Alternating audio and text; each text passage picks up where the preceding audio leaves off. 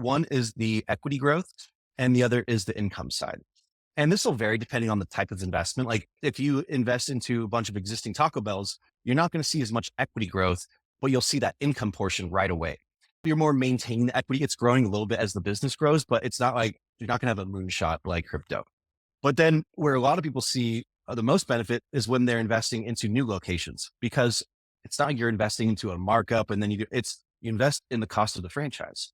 And then as that franchise starts and grows, the value of that business grows. It went from non-existent, just materials, to this is a cash flowing business. And franchises are highly sought after. I mean, everyone wants to buy a business today. No one wants to work, but also no one wants to start a business. They want to buy an existing business.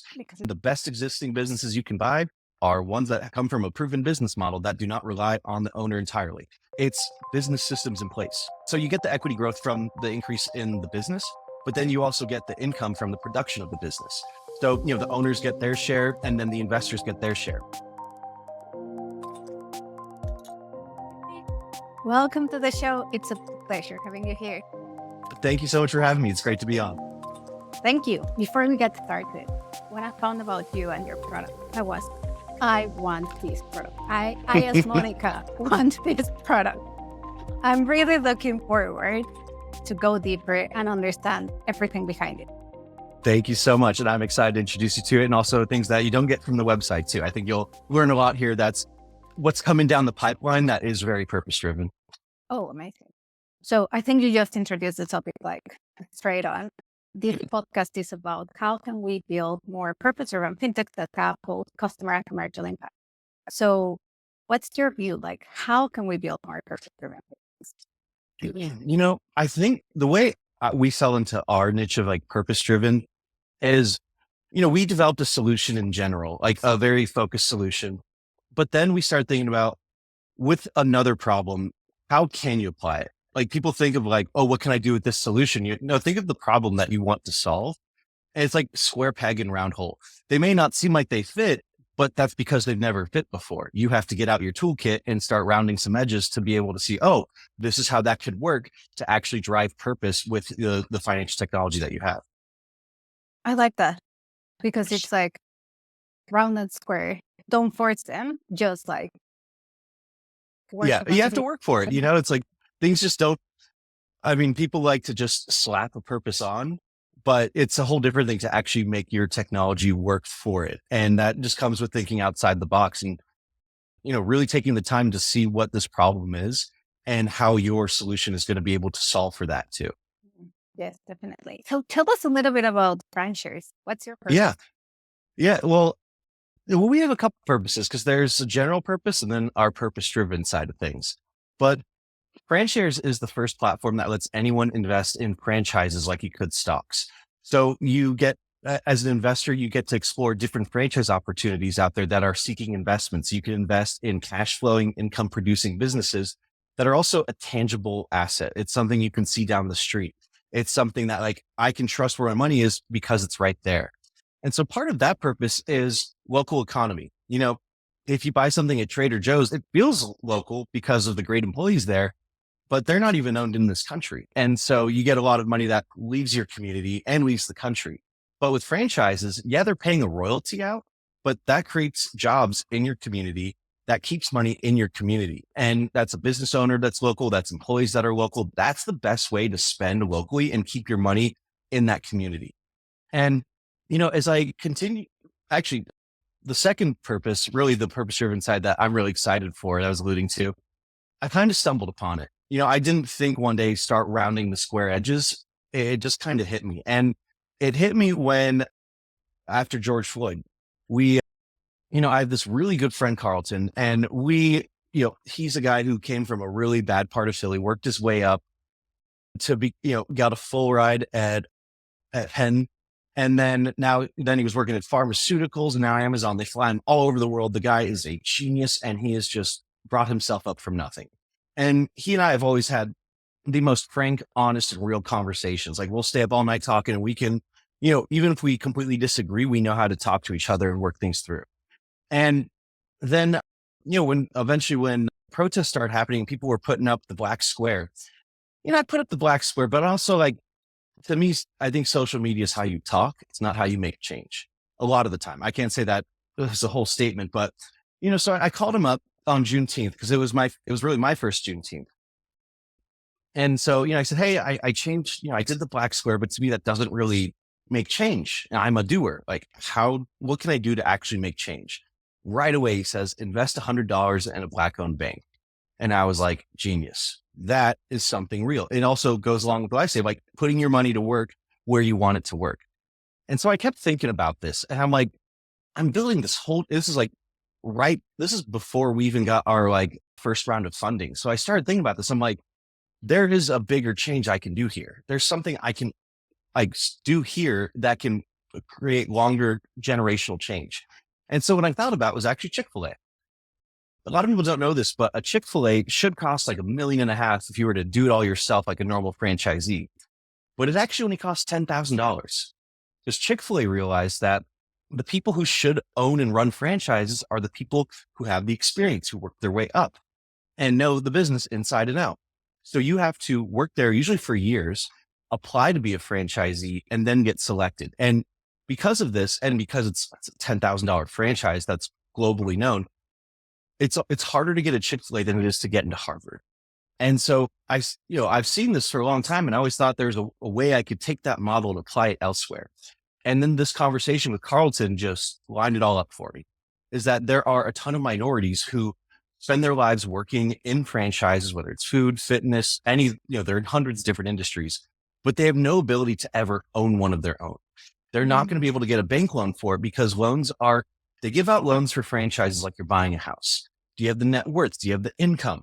But that's not going to allow people who are from underrepresented communities to actually own something of their own and achieve the American dream. And so, and you could think about this from a startup point of view too. I would tell VCs this when this topic came up. Imagine you could only invest in startups that the founder was already a millionaire and they're paying someone else to run it for them. You'd never write a check. That is the world of franchising today. And so the idea that we are connecting investors to operators, well, why do they're not all going to be existing operators. They're going to be the people like, I'm in Chicago, so I'll use McDonald's as the example. Imagine you had someone who came to McDonald's and say, I'd like to be a franchisee. I was the general manager of a Burger King for 15 years. I know how to run a franchise. That sounds like an amazing person, but they were a GM at a Burger King for 15 years. They don't have $1 million or two laying around to go do it. But that is who McDonald's would love to be a franchisee. Even McDonald's, they require you to be an owner operator now because so many franchises have fallen into this trap of, well, the only people who can afford franchises just want to write a check and have someone run it for them. But that's why you see a lot of franchises poorly run, is that someone who's not the owner runs the business, and owners should run their business. And so this way you're creating this upward mobility in the franchise world that's never happened before, that people can see themselves, they can't afford college a lot of the time, or a lot of people don't see college as the fit for them.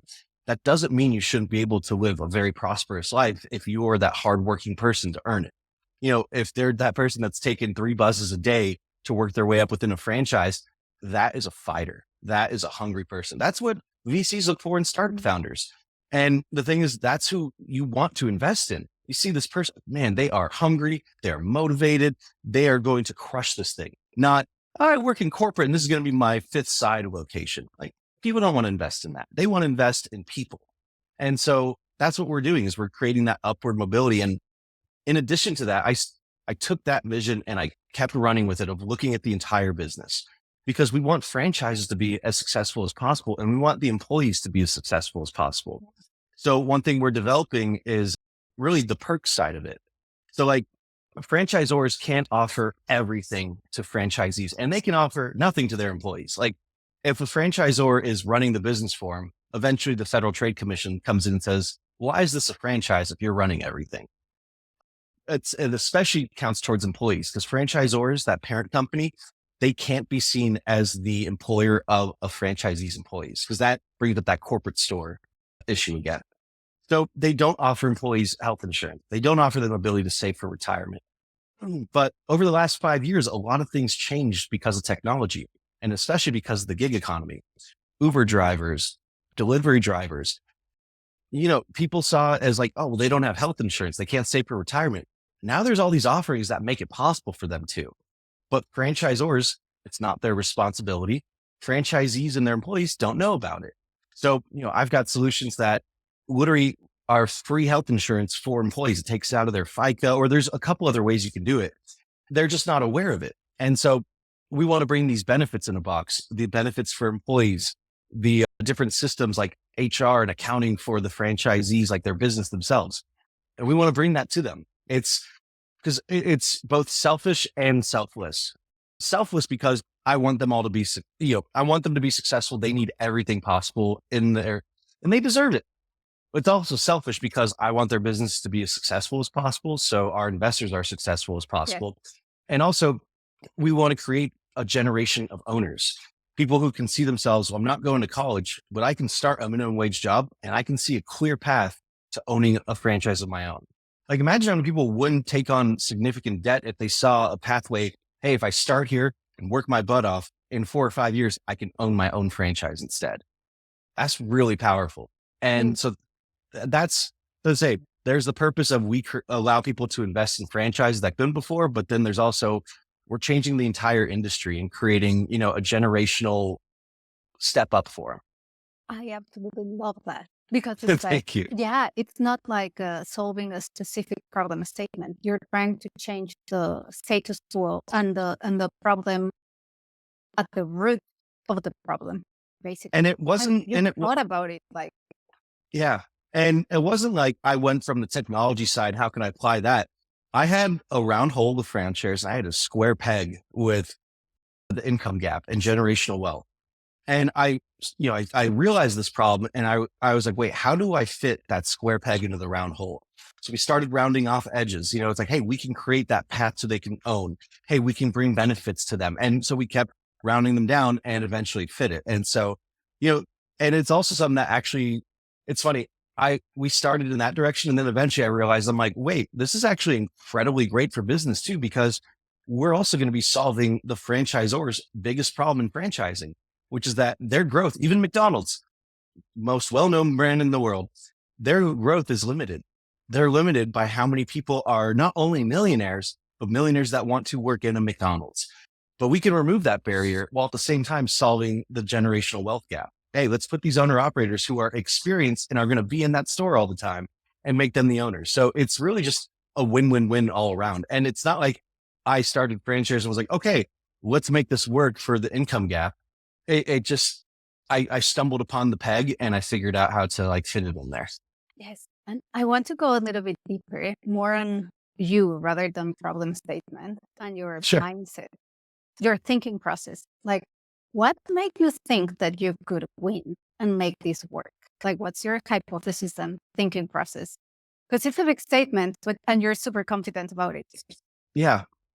To be honest, I'm a builder. I like building things. I think a lot of people ask, are you born an entrepreneur or do you become it? And you can be either, but I was born an entrepreneur. I started my first business when I was 12 years old, selling dollar cups of coffee at a music festival at the campground.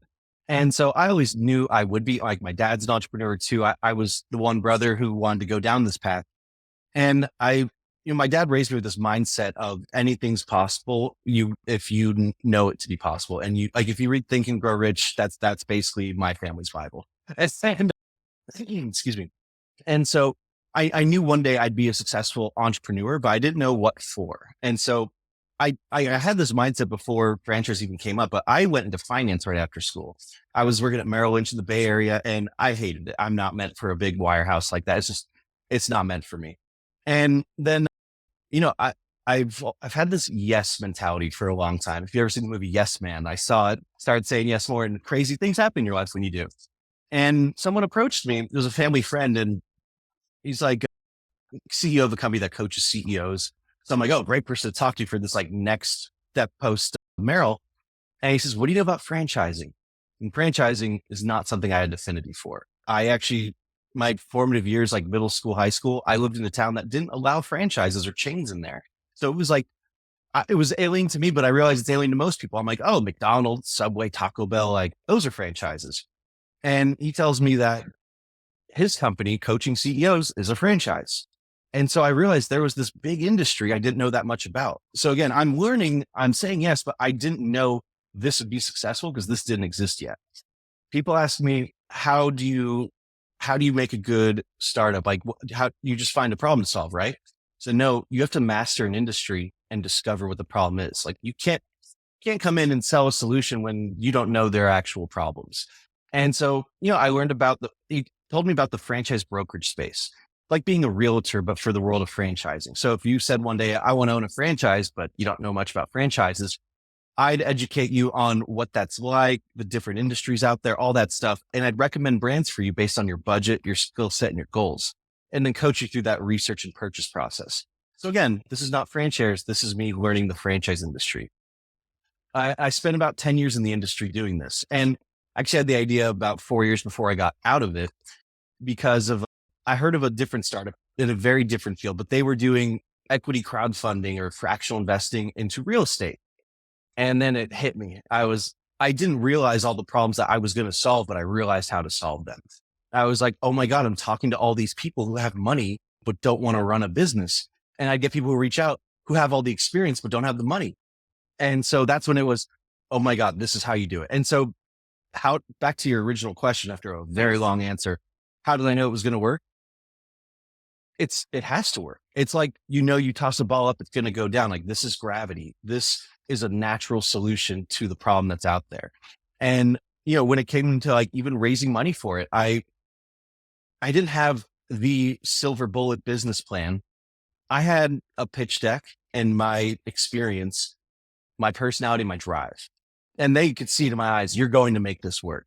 And that's the thing, is that like, it'll work when you've done everything before, right? Like, if you just, hey, here's an idea someone might need, you don't believe in that. Like, you're hoping it'll work, but you don't know that it works. I know this works. I know this is a need. I know this is a need for everyone. And so that's where I get that mindset of like, this will work. Amazing. And I want to extrapolate that mindset a little bit. So one of the somehow I see myself in you a little bit in some parts, right? Love And it. then I've been in fintech, well, financial services since my first job. So it's been like 20 years, right? Yeah. But one of the questions in my mind, because I'm passionate about it, is especially the past 5 years, it's we've been making a ton of impact by creating fintechs and all these products, giving access, making it simple. However, if we look at people, not people, if we look at the hard numbers, like statistics, specifically in the UK, but it's like across the world, the problem statement keeps getting bigger. Even though Mhm. we as an industry keep getting bigger and we have better solutions, now you're giving access to a whole category, people are still like having a ton of money issues. And then Yeah. the hypothesis or the question that comes into my mind now, it's hey, we're not going to solve this problem. We're not going to have 10 times more impact by giving access to investments to more people, by banking everyone. Because at the end of the day, people will still have the same amount of money. They will have more financial education, but that doesn't allow me to really grow into the financial security I want. So what's Yeah. your take on how do we really solve this problem and have 10 times impact, but in 5 years' time, not in 100? You need to be people driven and start it from people. Like, think about everything I just said about like why I know it's going to work. I didn't mention technology once. I didn't say I have the best widget or the best code. And that's how most fintech is. They are led by the technology, not by the people. And, I discovered this because of a need by people, even like both purposes. Those were needs that I learned from people, and I was people first. And so like, if you write the best line of code and say, this is going to solve all your problems, you didn't talk to the people about that. You assume the problem and you're trying to push the technology to them. That doesn't solve it. You need to be coming from them and work your way up. And even with me knowing that this would work, before we had our initial launch, I mean, now we've got almost 45,000 people signed up. I think before, when we were at like maybe 5 or 6,000 signed up, someone told me, I love this from, they said, to get an MBA in your own company, you need to have 50 customer conversations or prospective customer conversations. And I said, great, I want a doctorate. So over 3 months, I had 600 one-on-one 15-minute conversations. Amazing. And I was learning why they were interested, what they were looking for, what they don't want. And so you have to be people first, because if you just like, companies eventually figure out, oh, they're going to love this because they eventually start talking to people. But you really like, when you hear about Apple doing some big new innovation, they didn't build the technology first. They were looking at people first. They're learning what the problem is, where they're looking, how they're acting. And that's where the problems need to start from, is where they are. Not here. Like, that's like you built a hammer, then you're like, well, where's a nail somewhere? You need to find someone who's got this nail not in a wall. Let me go grab a hammer for you. And then they're going to do it. Yes, totally agree. And I want to build on that because I think that's the foundation, right? But if we think about what makes great products, other than talking to customers, what did that be? Thanks. Well, I'm not going to say customers, but I'm still going to say people. And it's the people that you have on your team.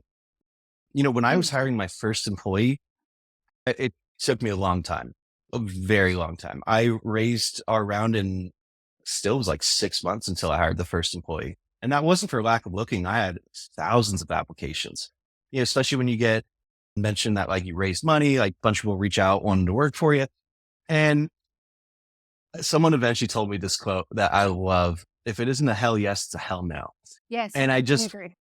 I just never could find the right person. I could find great marketers, but then they don't know anything about finance or franchising. No one's going to know franchise, finance, crowdfunding, marketing, all that. This is not existent. But you need to find someone who checks multiple ones and is that fit. And so I ended up hiring a headhunter still, even with all those applications, and people were applying from wildly bigger companies too. But it's still just like, they weren't the right person. They also need to be at the right stage. I had someone who was the CMO of one of the bigger investment banks you could ever know apply. A, I probably couldn't afford it, but B, I was just like, you're not a 0 to 1 person. No. You need all those other boxes. And then that person at the right stage in their career where that's what they do, 0 to 1. And so I hired a headhunter, and again, they brought some good people. But then when I met Brandon, my first employee, it was a no-brainer from the first conversation. And so it's easy to be greedy and say yes sooner than later because you want something. It's hard to wait, but especially with people, you have to wait. And every hire I have made, there has been thousands of people that have applied, and it's either they just, it was an unmistakable fit. And I will be patient and wait for that because they're your foundation. Same thing like people, the customers or the franchisees are the foundation investments. These people are the foundation of FranShares. And so you need to be so careful and wait for the right people. And so when it comes to that product, it's have the right people that are going to help you build it as well. Yes. Yes, because I think you're spot on. There's so much behind the definition of the right people. Not the skill set only, it's the mindset and the heart and the passion and the commitment. And then there's, do you even like them? They can have all that and you're like, man, that person's a real jerk. I don't want to work with them. If you don't want to work with them, it's not going to be a good relationship. It's incredible, especially early on. It's so hard to find the right people. But waiting, dealing with crap because you have to wait longer and there's more on your plate, it's worth it to find the right people. Especially like after a year or two, each time I just think about it, I'm like, man, imagine if I heard that other person, how different this would have been. And someone who had incredible experience and meshed on a lot of levels, but it wasn't a hell yes. And so like just taking the time to wait and get there, it's everything to me. Yeah, I love that. And that applies to the other way around as well. Like people who want to join a startup. Yep. It has to be a proper yes or not. Think about it, especially if it's early stage, because it's intense. People don't talk about it that openly, but which is very intense. Excuse me. Honestly, I'll purposely not follow up with people after even a great interview. I don't assume they follow up with me. How much do they really want it? If you really want it and you're not going to pick up the phone or write an email, it's like, you don't really want it.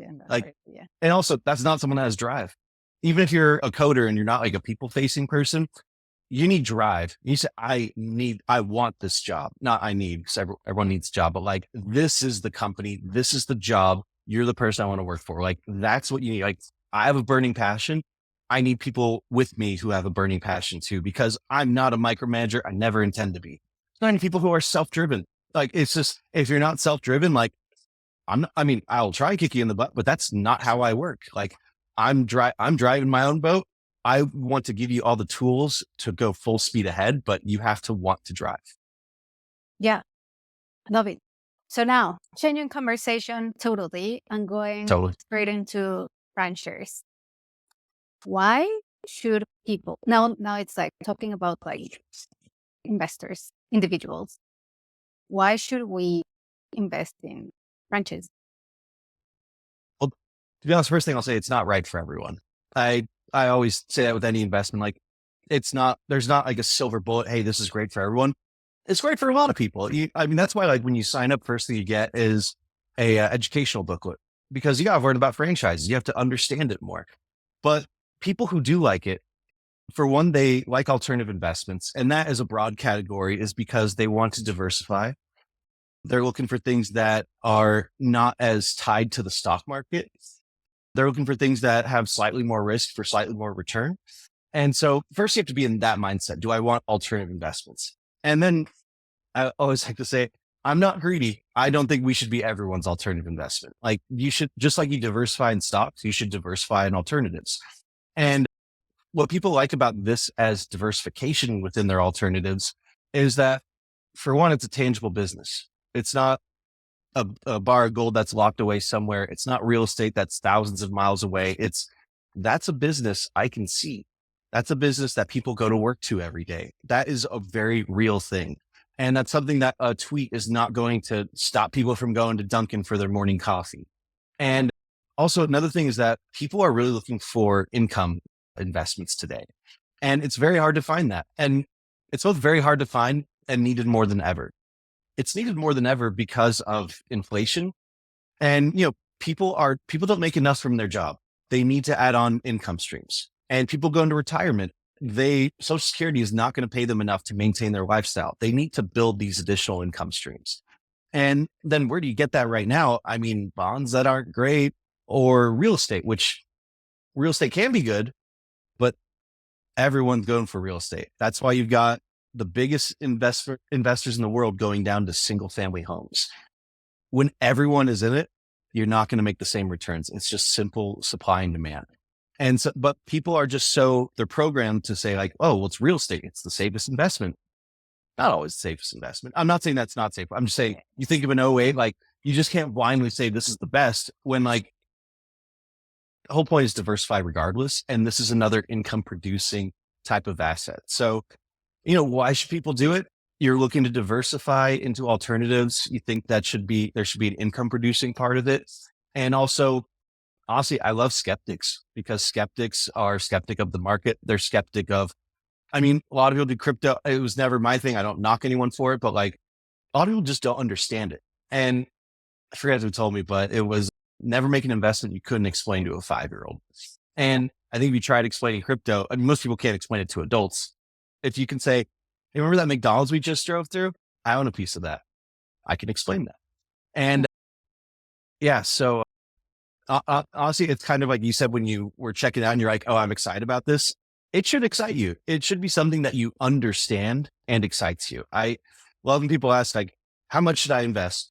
I'm like, whatever you're comfortable with. Like, I'm never going to be the biggest check possible person, because I just want you to dip your toe in, and I want you coming back for the rest of your life. And you putting everything all into one investment, frankly, that's foolish anyway. Yeah. So, it's diversified. Drop a little bit here and there and start building up that portfolio.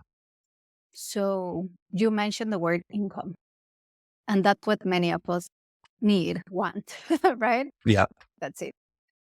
How, I guess, like, one of the challenges of investing, whether that is on stocks or crypto, it's sometimes, let's say crypto, for example, it does feel like a gamble. In franchise as such, if we invest, how do we expect to see our money grow? How does the payout system work? Yeah. So it's two different ways.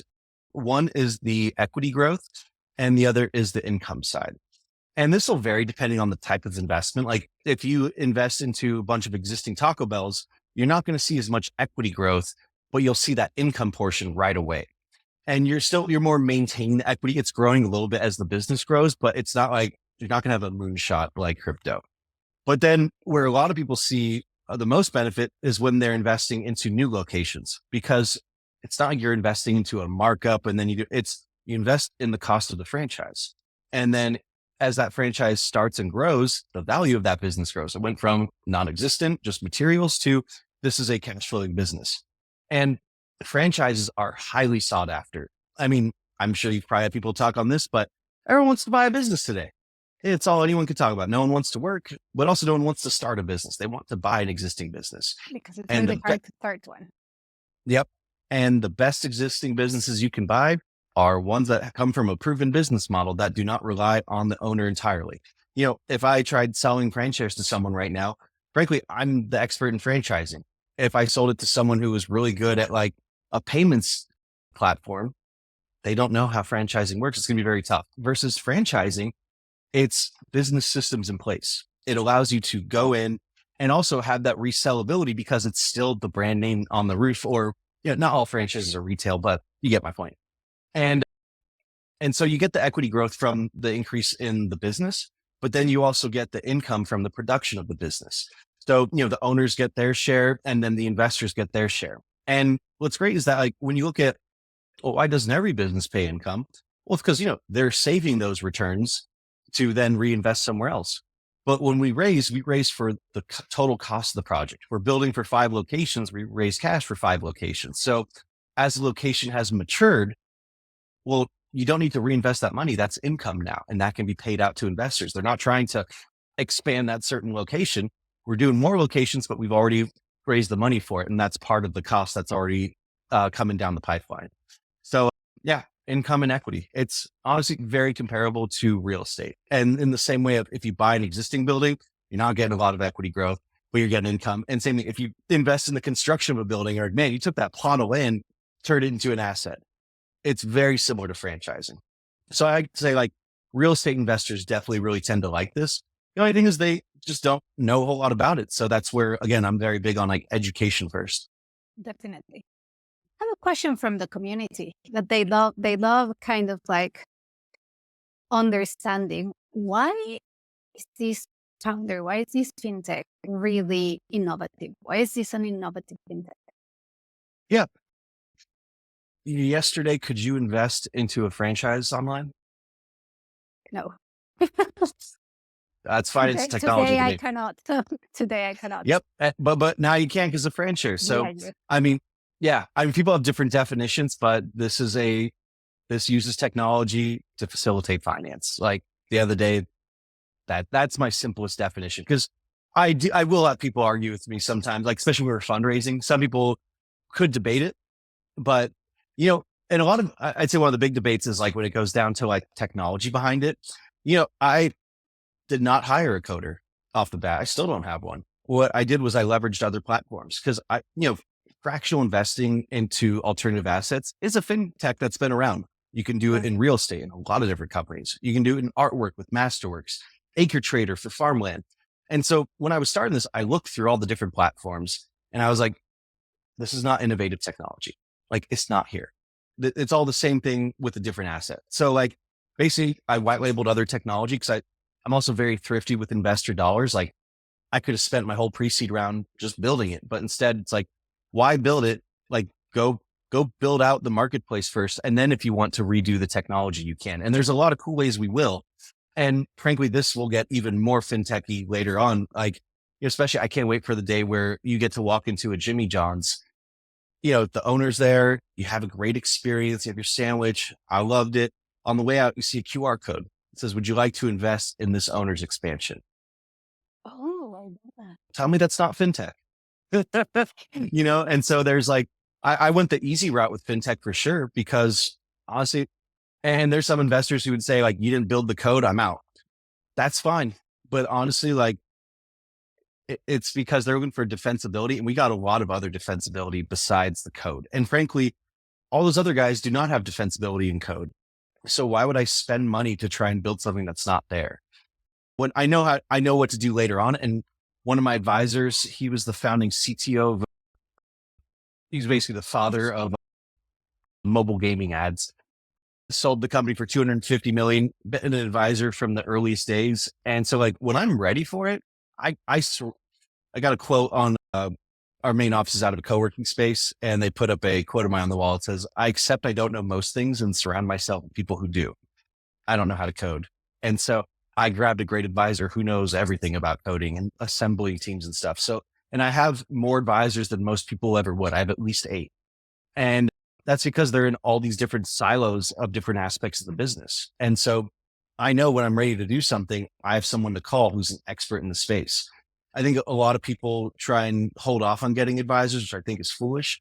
I think a lot of people say they only want 1 or 2. I think that's also foolish. I want differing opinions. I want people who will both tell me no and I can tell no. And so, I think it's, again, very long-winded answer, and I apologize, but that's how I work fintech. No, I love your mindset because I think one of the risks of building a fintech is that it's built by bankers. Yeah. So then bankers bring the banking mindset. Yep. You don't bring a That's a great way of putting it. That is such a great way. Yeah.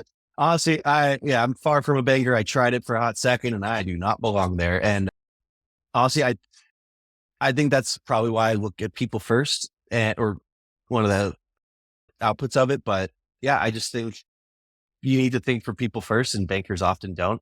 And don't get me wrong, I love bankers. I have a lot of banker friends, banker customers, banker everything.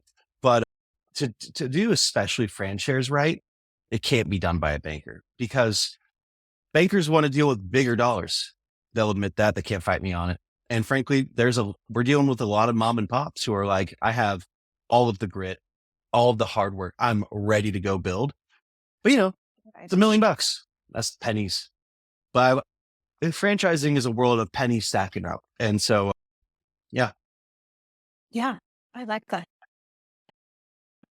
Give me a second. I lost my train of thought. Yes.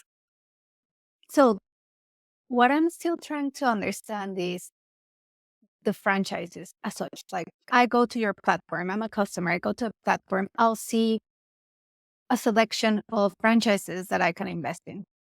How do you select them? E.g., the real question I'm trying to ask is like, how do you trust?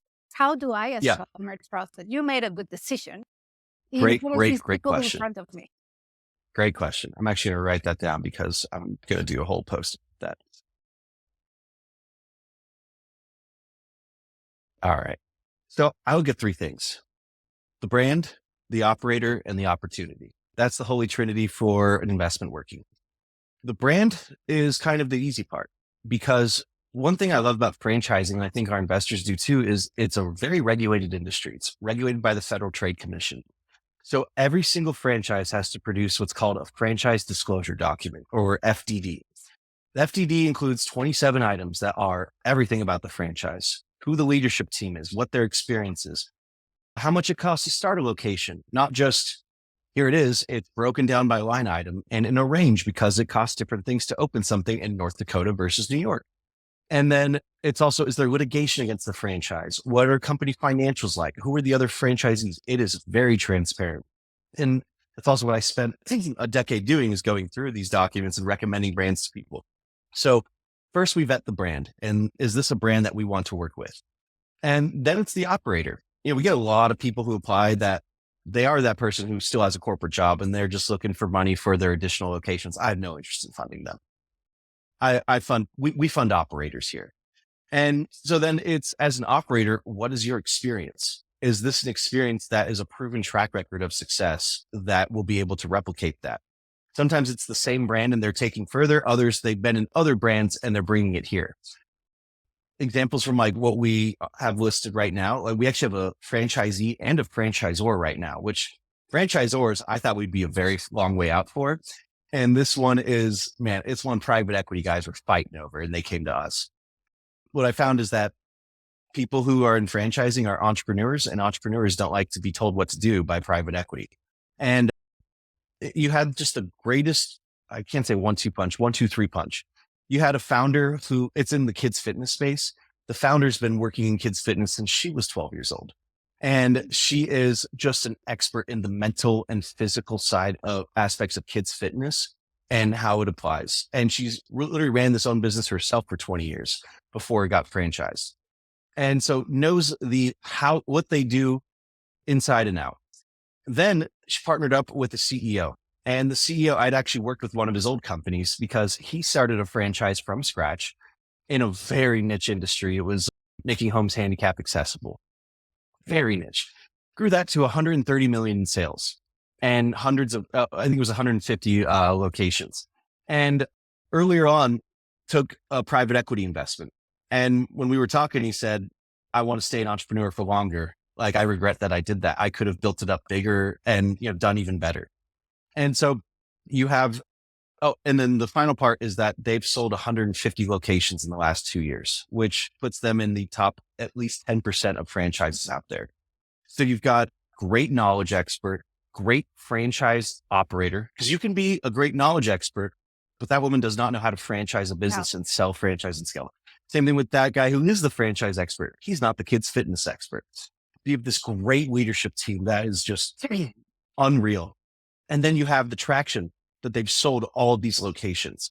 And honestly, franchising is such a people-driven industry that it was referred to us by the founder of another couple $100 million a year franchise. And so you got the brand. It's run by great people. The operators, we just talked about, they're great operators, and the opportunity. You're investing in a franchisor that's sold 150 territories. This is when private equity loves to get in. They field 2 or 3 calls a week just to say, we'll talk to you next time. We're good. And then we have another one that's a franchisee, and the brand, it's a newer brand that I typically like, but it's a really solid brand called Hawaiian Bros. Their average unit sales are higher than most franchises, short of Chick-fil-A and McDonald's. They beat them average sales per store. And again, it's a very niche food one in Hawaiian food space, but numbers don't lie. And then, they've been growing, I think, a couple 100% locations year over year. So you have location growth, average unit performance, and a great leadership team. So brand, very solid. And then the operators. This one actually weighed more in this instance because the operators, they had done a dozen hotels that were franchised. They had done Verizon stores and were twice, I think, operator of the year. Then they did 14 Scooters Coffees, which is the second largest coffee chain behind Dunkin'. And they were 2-time developer of the year, as well as fastest store to 1 million, I think twice. So they've done 130 million in sales between their different locations, have returned 30 million in capital to investors. And they're Midwest Iowa guys, nicest people you'll ever meet. And they want to know every single employee. They want to have done every single job. Incredible operators. Then the opportunity, it's developing that whole brand in the state of Iowa. They took over a corporate store 2 weeks before it opened. And even with just turmoil of a corporate store that they weren't really paying attention to, they turned it into the second biggest launch the brand has ever seen. And in the first year, they're going to outdo what an average mature store does. And then you've got the rights to the entire rest of the state of Iowa. It's just incredible opportunity. And so that's how we choose. We look brand, operator, opportunity. And not to say each brand is going to be a blue chip like a McDonald's, nor is each operator going to be someone who's been a former private equity exit, but you look for the combination of these three, and that's how you're going to find great investments. And so we're vetting them, but we don't manage them. We're really just connecting investors to the operators as a platform. But yeah. What are the challenges then? Sure. Right. Challenges. Well, I'd say part of it is from the legal side, because there's different types of offerings you can do, whether they're just available for accredited investors or whether they're available for non-accredited investors, and then what your minimum investment's going to be. And we've done everything from available to everyone for as little as $500 all the way to these two are there just for accredited investors with a minimum of 10,000, which still makes it a lot more accessible than ever was. But my goal is to, in the future, all of our investments are available to everyone at the $500 minimum. And I think, well, actually, hopefully one day bring that down, but need to be very mature for that. And so part of it is just navigating the different parts of the law and finance side of it to put it all in the right structure for everyone. The other is that finding good terms, because, we're not an investment bank or private equity. We're not dishing out terms saying, here's what you're valued at. Here's how much you'll make.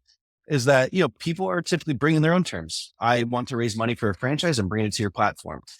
And, there's some people who approach and they're like, this is a great brand and a great operator, but the opportunity, they're like, I'm so great. I'm going to give you terrible terms and you'll like to have them. And the thing is, I tell them like, hey, you're not negotiating against me. I'm just telling you, people don't want that crap. And so make it something that investors want to invest in or find someone else. And so that's a hard part too, is just finding people who can really value appropriately. And I'd say not be greedy. Mm. So one of the challenges I see from a customer perspective is I may want to invest, but you started with you need to learn the business of Yeah. franchising. And then I'm like, oh, but I don't really have time. I'm like, can you do Yep. That's, that style for me? yeah. So we have done that before and we will be doing it again. But I hate to say it's such a real and vast problem, but it's one that I'm not trying to find a shortcut around. Like these same people didn't know about real estate at some point. They didn't know about stocks at some point. And frankly, I'd rather that be a wall for people not to invest than people blindly throw their money in. It's a little thing called ethics. Like I want them to be comfortable. I want them to really understand it. I want them to be investing with a smile on their face and know everything ahead. And just investing confused or misunderstood is it's going to be stressful for them. It's going to make them worry. And then frankly, I worry and get stressful when worried, stressful people come to me. So like, I want everyone to be happy. So like, honestly, we're working on making it more digestible to learn everything. But, at the end of the day, you don't already know it and you have to learn stuff. Like that's just how it's going to be. And yeah, unfortunately, that's also what you have to do for any investment you make. And I'll be honest, I experienced the exact same problem raising money for FranShares. I use the F word of franchising, and franchising isn't the sexiest thing to a lot of venture capital investors. And so, I had to wait and find the right investor. The main VC that we've worked with, Chicago Ventures, and I mean, when they first invested us, they were coming off 6 or 7 unicorns that year. You had Spot Hero, M1 Finance. It was just crazy good track record. And they were really interested in us. I was a little confused until I talked to the founding partner. And right before we hopped on the call, the analyst I'd been working with is like, I just found out he's actually invested in franchises before. I'm like, what? How have you never told me this? And so he hops on, and it's one of the only times I steamrolled him through the conversation. I was like, wait, don't talk. You've invested in franchises. Tell me about it. And he invested in a group that rolled up 500 KFCs and flipped it to private equity. I'm like, oh, so you get this? He's like, yeah, I get it. Deal was done 2 days later. So like people who get it really get it. And honestly, I could have and did try foolishly to educate a lot of venture people on franchising. But if you don't want to learn, you're not going to write a check.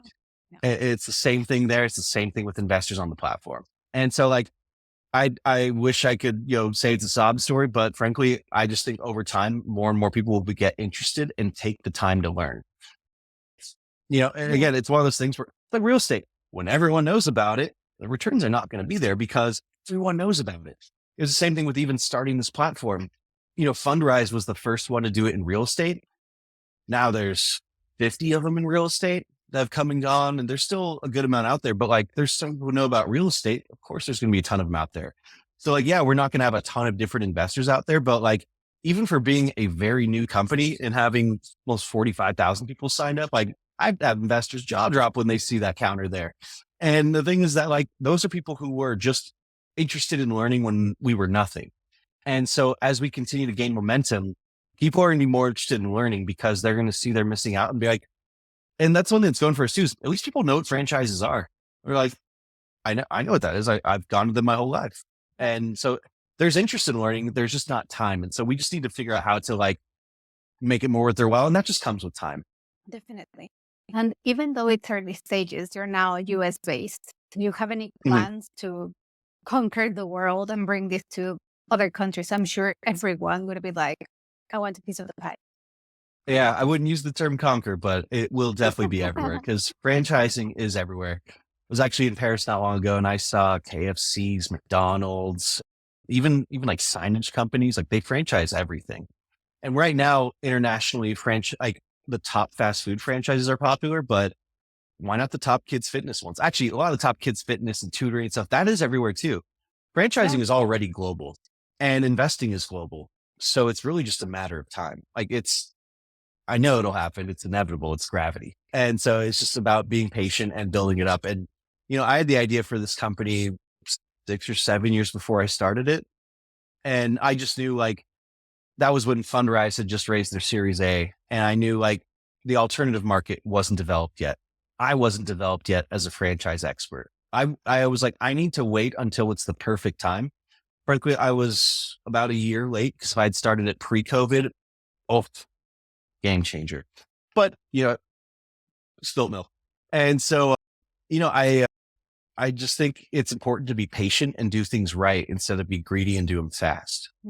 Yes, I like that. That's what I've been hearing. I honestly, I'm going back to this one. I got a lot of good quotes I've never said here before. I'm a little Oh, amazing. I'll send you everything. square pegs, round holes. I've never said that in my life before. Oh, cool. As we're approaching towards the end, I have two more questions. Yeah. What is the piece of advice? Like all of us get advice from a ton of people, right? What's Mhm. the piece of advice that you wish somebody told you when you were starting this? And now you're like, you Yeah. must know this. Yeah.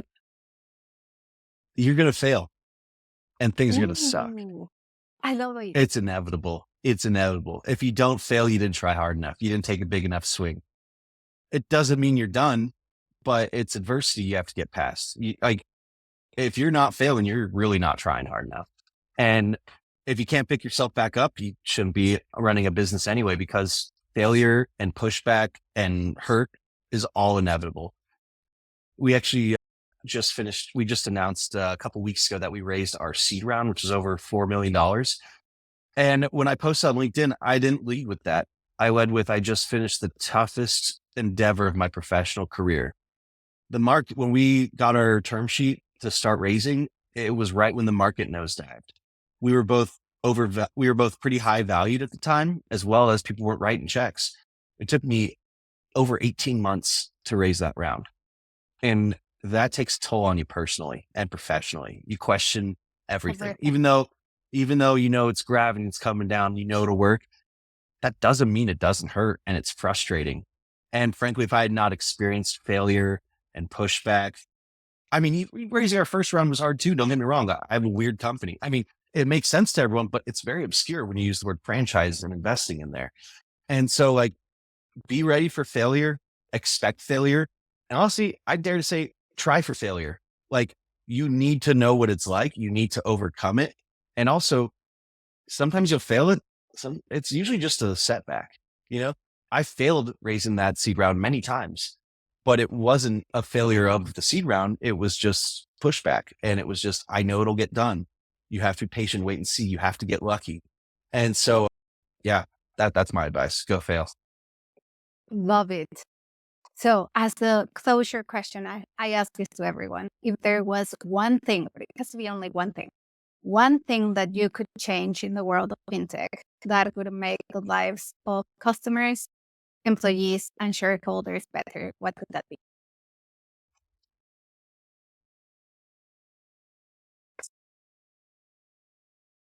This might be a weird one, but it's direct access to legislatures. I think the laws are what make or break fintech. And frankly, here we are. I've built a good company. Never talked to anyone there. I'm literally about to go. There's this great shout out to Tusk. Tusk was the first in-house counsel for Uber and took equities as payment. And I think about when they were getting pushed back at airports and being street legal and stuff. He was the lawyer that made that all work. And now he does consult. Now his company does consulting where like you can give a piece of equity and they will help you with legislature to get things in. I think most people do that out of fear. I do it out of excitement. I'm ready. I want to go reach out across aisles and build relationships, but it's very hard to do so. I would love to be I'd love to talk with legislators like I'm talking with you, and they can understand what we're trying to do and that laws could come from it. Like there are things that I want to change. Like think about how many, there's laws for tax incentives for investing in real estate. Why is there not for franchising? And something that produces local jobs? There should be local tax credits. Like I should get tax incentives to invest in businesses. We're even going to do international. You can get visas for investing in franchises, but like, I want to be like, eventually there's a fund where you have international people can invest enough to get their visa. Cause frankly, if you're investing to create jobs in the US, come on over. I think that's a great reason to let someone in. And it's possible right now. It's just extremely difficult. And in the way I want to get it done, not ready yet. So like I think if you're hiding from legislation, you are doing wrong things. I welcome them with open arms, and I can't wait to have I will be going to DC a lot, and I'm very excited for it. I fear nothing. I love that. I love the attitude. Thank you, Kenny. It's been an absolutely amazing conversation. Likewise, Monica. Thank you so much for having me. I really enjoyed this. Thank you. Me too. Thank you, everyone. See you next